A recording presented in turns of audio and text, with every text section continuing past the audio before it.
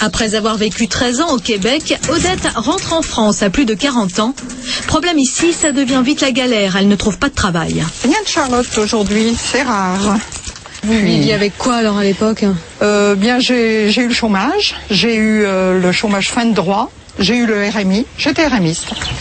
Il y a 8 ans, dans un magazine pour chômeurs, Voilà, bienvenue dans ma petite maison. elle tombe sur un article expliquant la vente directe. C'est comme ça qu'elle s'est retrouvée à travailler chez Charlotte. Depuis, Odette a parrainé des bataillons de vendeurs et ça peut rapporter gros. Mon stock... Quand une vendeuse travaille seule, elle touche simplement un pourcentage sur ses ventes. Si elle en parraine d'autres, ses revenus seront plus importants parce que l'entreprise va lui verser une commission sur les ventes de chacun de ses filleuls. Si les filleuls parrainent à leur tour de nouveaux vendeurs, les commissions se multiplient. C'est ce qui est arrivé à Odette, qui aujourd'hui se retrouve à la tête d'un gigantesque réseau de commerciaux. Au total, je pense qu'il y en a plus de 400. Sur chaque nom là qui est inscrit sur cette liste, vous avez un petit pourcentage qui vous revient. Un petit pourcentage, tout à fait.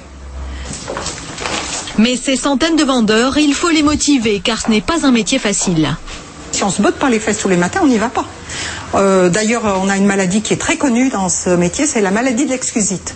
Il fait trop beau, on va pas travailler. Il fait froid, on va pas travailler. Les enfants ont ceci, on va pas travailler. On a toujours une excuse, c'est la maladie de l'excusite. Et ça, c'est la facilité. Et ça, on peut se planter comme ça si complètement, parce qu'on a toujours une bonne raison pour pas y aller. Et vous en connaissez autour de vous des vendeuses qui ont démarré et qui ça n'a pas marché? Plein. Odette, elle, a beaucoup travaillé. Aujourd'hui, elle est très fière d'avoir pu construire sa maison et surtout d'être totalement indépendante. Je vis bien. Je suis mieux qu'au RMI, si c'est ce que vous voulez savoir. En moyenne, Odette gagne jusqu'à 8 400 € net par mois. Voilà Odette qui s'en met plein les poches en surveillant toutes ses copines vendeuses. J'ai pas assez d'éléments pour juger moi de son travail réel. Comment vous comprenez vous qu'elle gagne autant d'argent?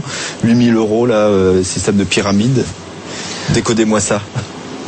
Non, c'est tout simplement un système qui fait qu'elle touche donc un pourcentage sur ses ventes et dirige donc une équipe de vendeuses qu'elle forme, qu'elle fait entrer dans le système et sur lequel elle perçoit un pourcentage. Donc en fait, elle perçoit une somme de sa propre activité, mais aussi de l'activité des personnes dont elle a la charge et l'encadrement. Et Odette qui a repris sa retraite et qui l'a bien mérité parce que l'excusite aiguë, c'est plus de son domaine. Maintenant, elle va se reposer.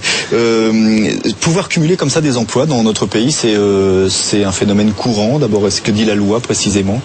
En fait, on a une liberté totale si on exerce une activité salariée et en parallèle une activité indépendante.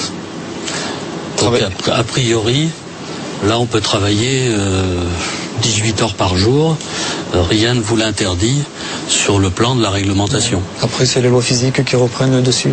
Comment vous avez réagi, vous, quand on dit travailler plus pour gagner plus, l'un et l'autre, vous dites quoi, vous? Moi, je dis que tout est possible. Maintenant, il faut bien réfléchir à ce que l'on met derrière. Ce sont quand même des choix de vie, de cumuler plusieurs emplois ou de décider si on est véritablement indépendant de travailler 18 heures, 20 heures par jour. Maintenant, même pour un salarié, travailler, faire 3-4 heures supplémentaires pour gagner plus, si cet argent doit partir dans le paiement d'une nounou pour faire garder ses enfants, quel est ce fameux pouvoir d'achat, cet argent que l'on a gagné en plus, où est-ce qu'il est parti, qu'est-ce qu'on en a fait, est-ce qu'on a tiré un véritable bénéfice? Donc ce sont ces questions-là qu'il faut se poser lorsqu'on décide de travailler plus. Dans les 10 ou 20 ans qui viennent, vous voyez les choses comment? La création de cette communauté européenne a été réalisée, on ne nous a pas dit toute la vérité. On a accueilli des pays qui étaient nettement en dessous de notre niveau de vie et de notre pouvoir d'achat.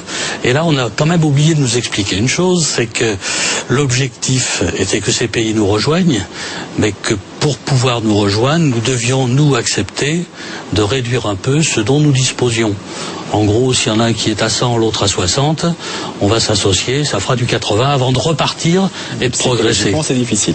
Et il faut être conscient que notre pouvoir d'achat et notre niveau de vie n'ira pas en progressant de façon spectaculaire dans les années à venir. J'aurais tendance à dire que la progression reprendra quand tous les pays de l'Union européenne seront au même niveau. Merci beaucoup, merci à tous les deux. On va se quitter là-dessus. Je rappelle pour ceux qui veulent en savoir davantage que votre livre s'appelle Fiscalité, placement et réduction d'impôts. C'est tout un programme. Merci beaucoup, portez-vous bien, à la semaine prochaine.